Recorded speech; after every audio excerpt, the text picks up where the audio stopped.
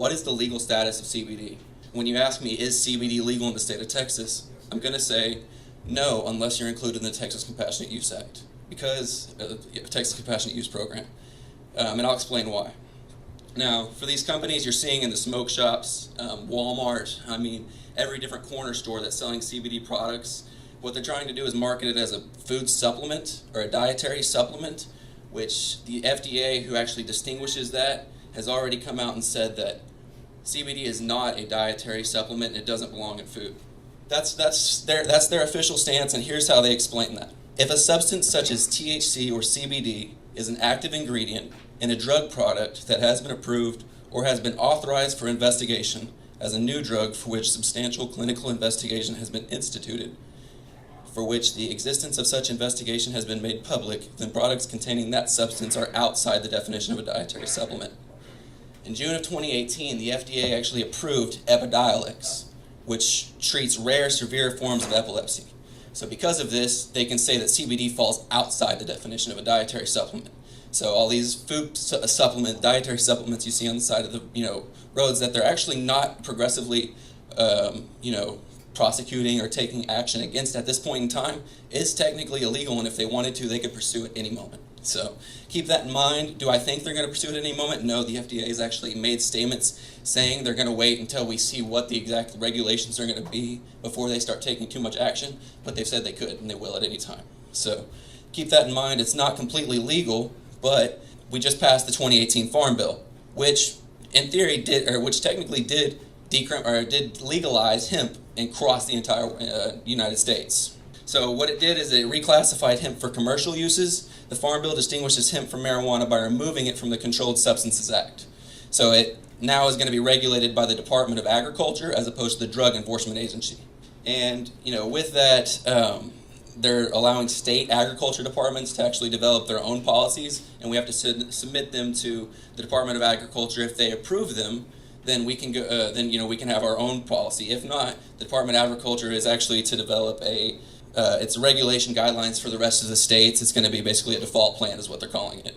So once the Drug Administration, the Department of Agriculture actually lays that out, from there we'll be able to, if we don't have hemp laws already in place, we'll be able to go off of their guidelines. So that's what we're waiting on. There's already been states pushing the Department of Agriculture to lay out these guidelines, so we're waiting on that at any moment. It could be any day, it could be any week. You never know with them. What is our state's stance at this point in time? Like I said, currently only the individuals that can access CBD in Texas are those licensed by the Department of Public Safety and patients with irretractable epilepsy prescribed with CBD under the TCUP Act, or TCUP program. So Sharon Wilson's quote, I work for a criminal defense attorney. I'm not going to defend a prosecutor in the slightest, but I will agree that she was accurate when she said that. There was a lot of emotion and passion with whenever she said, "I'll prosecute CBD cases," because there's no reason for her to even say that, and I'll agree with that 100%. But all she did was confirm that that is in fact the case. Unless you're included in the TCUP program, it is illegal. She made the statement that the Texas Commissioner of Health, John Hellerstedt, added marijuana extract to Schedule 1 of the Controlled Substances Act in May of 2017.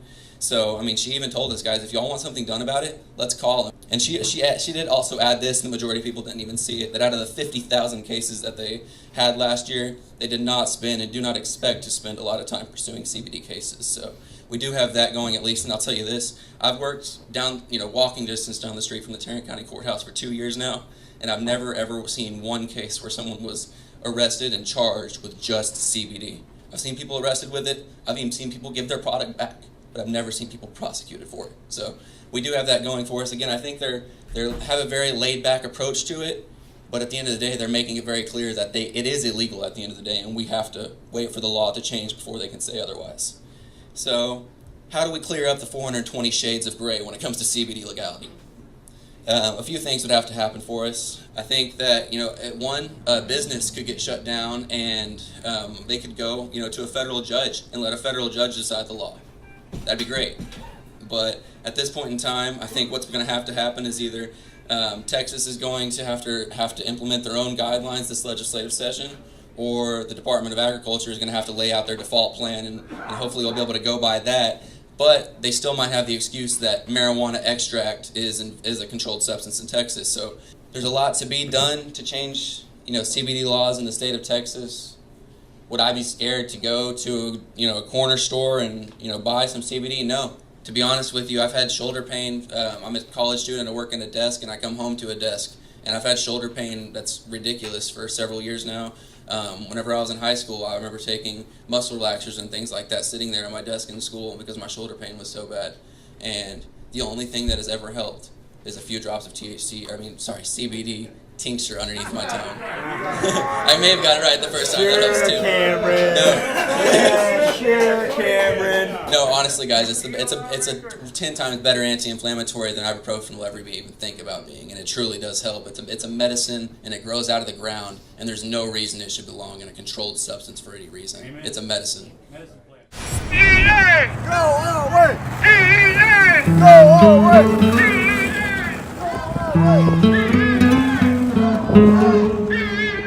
Go away!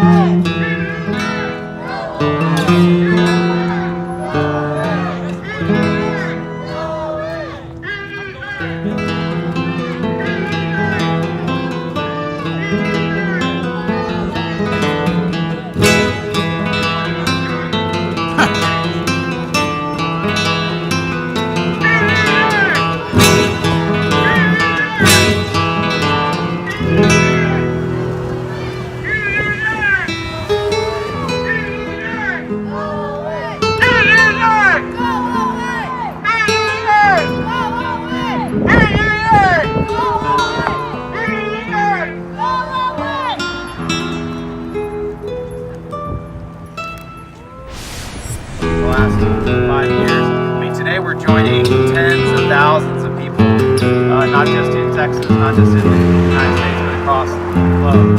And this has been something that's been going on for nearly 20 years.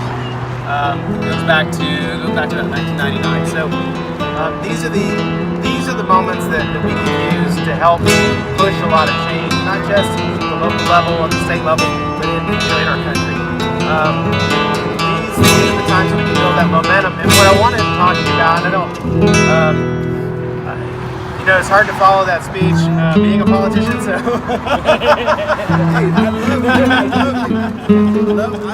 So I'll be careful with what I say. No, I appreciate it. And the fact of the matter is, I think the tide is turning. I think the tide is turning when it comes to laws related to cannabis. And it's because of folks like y'all. As a former prosecutor, I don't think I could have never thought that I'd be here standing with you, advocating for drug policy. And we're talking about these issues, not just here with you in El Paso, but on the floor of the Texas House of Representatives. But this is a testament to advocacy, because my constituent, Colton Morris, said, I want to meet with you, you're my representative, and I have an issue that I care about very much. And when I hear the story about, just the story, and I hear stories about others who are drug and that just really touches people in a way that I don't think other stories can. Colt sat with me and he said, this is what I'd expect from you as my representative. And I walked into that meeting thinking it was going to be a fairly short meeting. We'd be able to kind of move on and tell him, Texas isn't really the place for this conversation. We're not ready for this conversation. And he was ready for all those arguments. And so he laid out to me what he thought was a very good strategy when it came to Texas. And since that point, we have built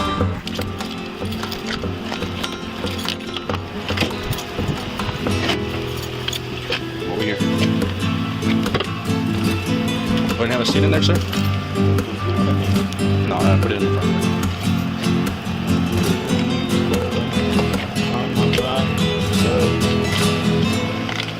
Big love.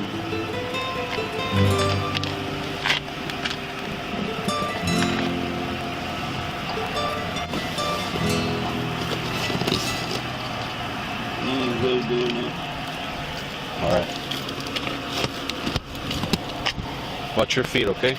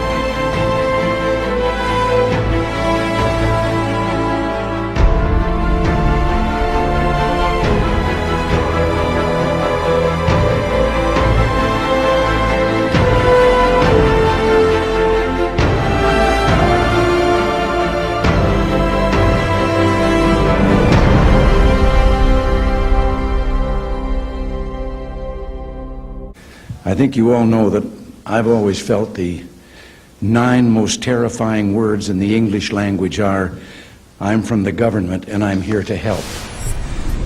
Do you know who your senator is? No, not your U.S. senator, your state senator. Did you know that there are 31 state senators, 10 of whom represent part of the DFW area? These guys, and the 150 members of the Texas House, have more control over your life than those folks in Washington, D.C. ever will. Pissed off about property taxes? They can lower those. Does traffic really grind your gears? They could fix that too. Want your kids' school to be better? These guys hold the purse strings. Abortion, immigration, even gay rights. The men and women elected to state government control all of this. Their meetings can get fierce. There's protests, and sometimes there's even fights.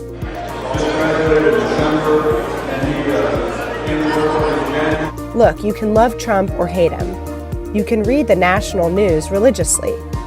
But when it comes to day-to-day life, it's these men and women who really steer the future of Texas and all 29 million of us who live here. If you don't know what's going on here, you don't know what's going on. But the Dallas Morning News is here to help. We know there's a ton of information out there, but we have a whole bureau of journalists in Austin who watch these guys for a living. Starting in January, we'll be bringing you round-the-clock coverage. We'll be rolling out a politics newsletter so you can stay up to date, and we will even have a special website to make following what they do down in Austin easy and maybe even fun. So keep reading DallasNews.com and stay informed, why don't you?